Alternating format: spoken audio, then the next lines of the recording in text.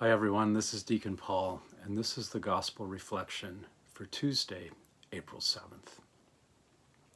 Our Gospel today, again from the Gospel of John, today chapter 13, and it's verses 21 to 33, and then skipping to verses 36 to 38. Again, John 13, 21 to 33, and 36 to 38. And today we enter into the Last Supper. We join with the disciples at the table with Jesus. And today we experience Judas' betrayal of Jesus, as well as Jesus foretelling or predicting the denial of Peter.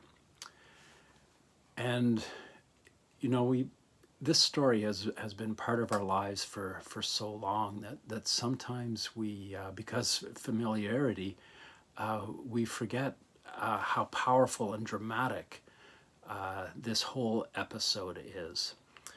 So as we did yesterday, using our imaginations, invite you to take some time today and prayerfully and slowly read this gospel passage, and don't read it from kind of a place of a distance and being apart from the story, but put yourself in the story. Put yourself at the table with Jesus, and just imagine that setting, and imagine the tension and the confusion and the turmoil, and even that sense of darkness that must have hung over the room when Jesus was speaking.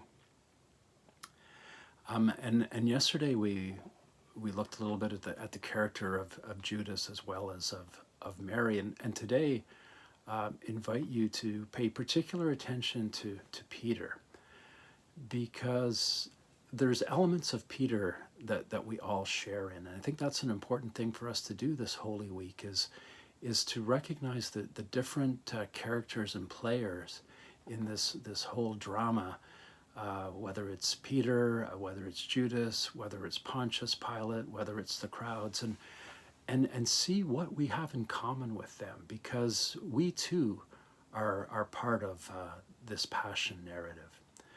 And I think for Peter, one of the things that's true of Peter throughout the Gospels is Peter often overestimates himself.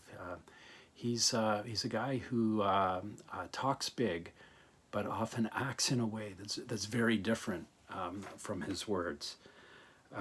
He has very good intentions, but often those intentions are not carried out, and we certainly see that here again. And I think one of the terms that can describe Peter is he kind of has might call a false bravado. He's one of those people, and we may be like this ourselves, and that's important for us to recognize. And we certainly would know people like this who kind of have this overcompensation, that everything is bigger than reality. And we often know when we encounter those kinds of people that people who are overcompensating are very often people who are covering for some kind of frailty, some kind of weakness that they haven't come to terms with. And that's true of all of us, not just true of Peter. The good news for us is that, yes, Peter does deny Jesus and falls away, but it's not the end of the story for Peter. Peter redeems himself and eventually gives his life for Jesus. So even though we may have some frailty or weakness that we don't want to come to terms with, recognize that when we bring it into the light and out of the darkness, then it can be transformed in the way that Peter was transformed.